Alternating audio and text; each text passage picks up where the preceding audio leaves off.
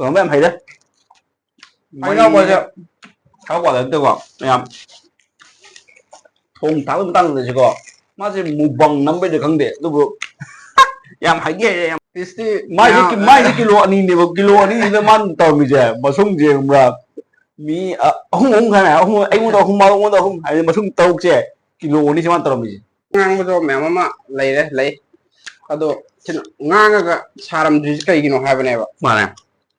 Si maram gì này vậy không gì có. Mà không gì. Ado mẹ na maram do kami ada adu gini mai tau banyak dunia do mẹ na kami ada hay biram mo. Mẹ em bukan memang tu dah. Kurum jari. Mẹ em tu ai ngasi joy ibai kamu lah eko. Ibai kamu tahu lagi mukbang je. Adu mamang tadi challenge ni tahu ka wari mukbang wan gaya tare. Adu mẹ em ngasi ki kari kari no mati no hay tu mẹ em dah betang hajar am gehana. Adu sudah ok le ko. Ok sing ngasi di yame. Nahan gitu kara ok tawai tare. Kalau dre tadi ok tawai je odum jai ko. Adu sudah ok le, sudah gravy le, sudah ibai itu sama mana le, itu sudah keno kami le, umur jauh dengan sih deh. Ilau umur le, sudah lettuce saya pakai nama hai dan saya kau. Lettuce saya adu dumai le. Sudah keno sama itu sudah karam le. Mana? Adu memang sudah le di sini ngasih ki aku lagi matian hai tare, saya kata je.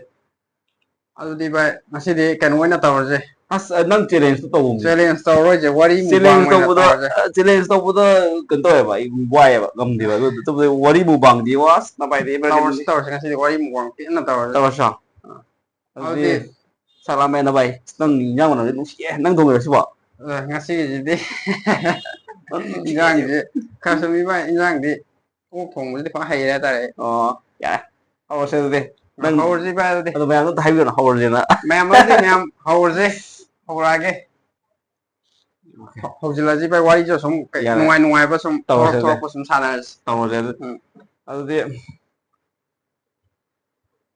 ngari gi nongju du hai odi ngo muni ka de ai tal la bre hoi ngasi ji bai nong yam kana su bre chu ye ado nong su ba ji ga mai leina na ha ta ne ko no ngasi nang hai gi kanu nang hai mati video mati nam gi dana mayam da petan hai thagalo na tau muni ka gi nong ju da kamai to gi da mayam muni ka se ha ma manipuri sang pada mi sing ko muni ka u chi ne ni du video thagla de to được cô bảo hồi gì còn hầu gì bai hầu em hỏi hay giờ học đi thì bảo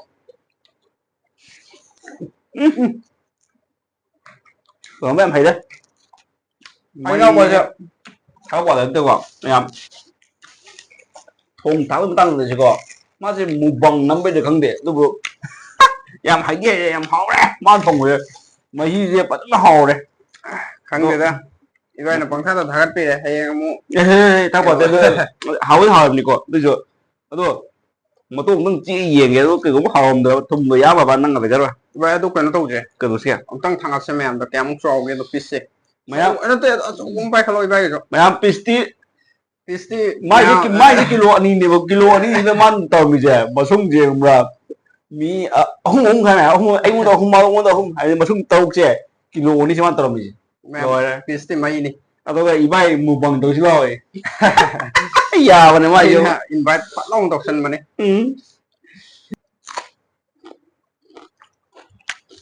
mấy hồ đây đó ai nó cay tao mười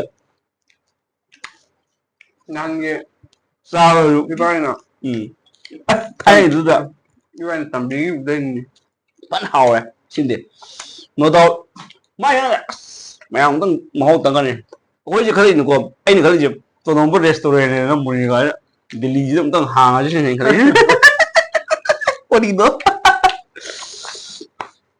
ยามหาอะไรสิ่งที่โอ้ใช่ไหมเนี่ยอ๋ออะไรไปเนี่ยหาละแม่มันทราบตรงหามันจริงแม่มาดูดิตัวน้องบอกจะเลยตรงนี้มาสิ่งต่อไอ้วิธีการทำดีกว่าคอมเมนต์ challenge นั่นตัวพี่รอที่เก็บบุคลากรนั่นลาเราเหมือนตัวใช่ Wari ini kok. Wari ini kok. Pasal apa ni? Pasal apa ni kau je?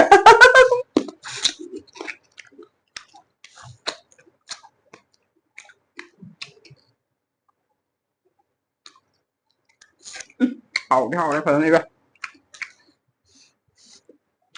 Sikit. Kami habis. Habis ya? Masih kagak sahabat tu kok. Maham boleh. Nos mana ni? Ini sahabat siapa? Anh cũng cik nang Kau cakap siapa? Sini maham boleh. Wah. Macam kami nak habis ke? Oh, mari dulu pakai cik pagi. Wadi je. Ay, hayo kan lah. Untung test tahu ni. Là tay bay nâng trên lên hack cái này có đi ra Vậy khá xa gì? nó sẽ điều đi gì này đây Wari ni tu. Video tu pung om tu lah di dia kayak. Memang tu. Baik kok. Jadi dia lagi boleh dia. Challenge sana mentang ai beri ai kan dah comment tu challenge sana mentang kan tau din biro delete le ba shin now anywhere no ta le sa ta le ra comment to no boy no to biro welcome ai yo get di ngai ya bre anyone comment men to bu do ko na amma to to ai phone to ko ni lo ya đi bu nó to je ya ở đó không nữa ai sa khang na boy na ko rồi em kan tau je I challenge scriptin na traga ko samin na boy na yam na inda shi di ko zum number shi makala min da samin na bagi mahau shi ko ba ma shi di bai ne mayang na bu khang da samin na shi kai no mayang khang di khang mo mo di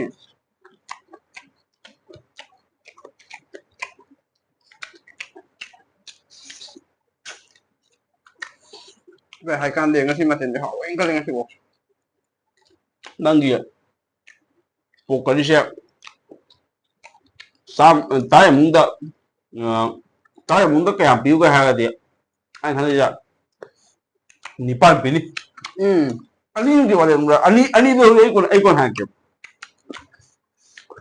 mà muốn đó how to nhà lại là đồ anh đi mà quá lấy chứ sim đấy còn hàng kịp hai về đi rồi hai về đi mẹ thằng nhộng cái này bà mẹ vừa mới im vô mà muốn đó anh đi quá lấy chứ cái nó đã im tất còn hàng kịp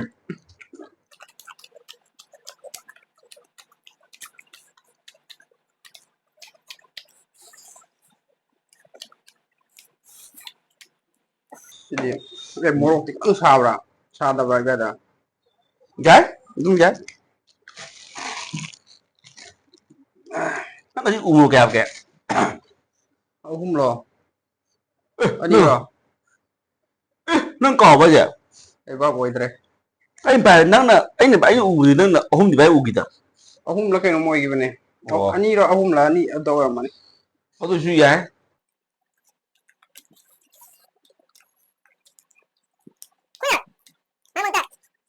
uống một cái sao thằng nó xàm thì sẽ gây được không ạ không thì làm nó thông một saram gì vậy mà dùng một thằng ngon cái uống nó xàm thì sẽ gây nó tạo nó mèo nó tạo không thông này mà chỉ đem tới hàng kia mèo rồi không có bao nhiêu ở đi bay nè huống đảo này xong rồi để qua huống đi bay rồi để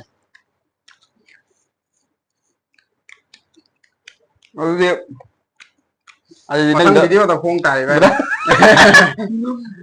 mẹ mà cái nó đó comment đó cái nó to hai video mà chỉ cái đó bay nó chỉ cái hai rồi đó hai bên đi umurok si umurok này vậy sẽ lấy để umurok sẽ ngang nghe bà có thì nó ngang bây giờ mẹ mà lấy đấy lấy ado ngang cái saram gì cái gì nó hai bên này vậy mà nè si maram gì này bà không gì có mà không gì ado mẹ mà maram do comment đó ado cái này tụi mày tao quên tụi này do mẹ mà comment đó hai video mà ado cái sum cái đi mà thằng comment đó sum mẹ đó hai cái ado cái ada kita di answer do perfect oi bawa lagan ibai na clear oi na bado mo ai tộc cái đi tàu đó mà xin nào đẹp gravy gì đi mày ni he ai ibai mo sạc là quanh cái gì á nó bộ đồ không mà bận trọ 그냥 사 먹는 또 웅롱네. 사버디 어디다 너저 사대 떨리 사래 사버디 약간 ng오더라 그 장안도 어디 어때 사대 사래 올라와. 정말 하야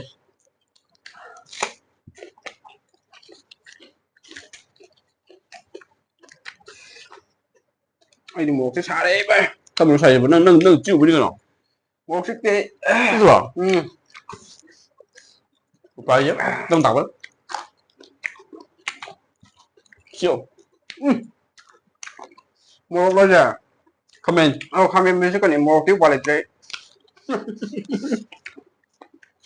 Chicken lục hộp này một xe. Đây một chi à đây. mà mẹ chicken mà chicken đến lắm nó hơi bù mù chưa chẳng ai yêu xem chứ thì mấy xíu xíu à Không có không đi qua happy đâu. anh ngắm nó thùng cái gì đang cái hal này Đuổi ngon là đi cắt tàu ấy. sẽ xíu cái ở đây đi chơi nè mẹ mana không học đấy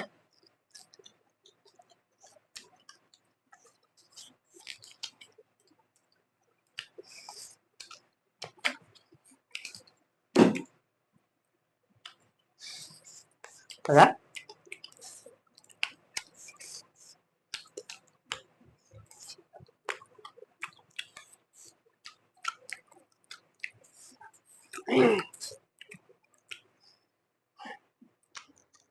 Đây một tờ cái gì cha rằng ngâm đôi bro sao rồi nè.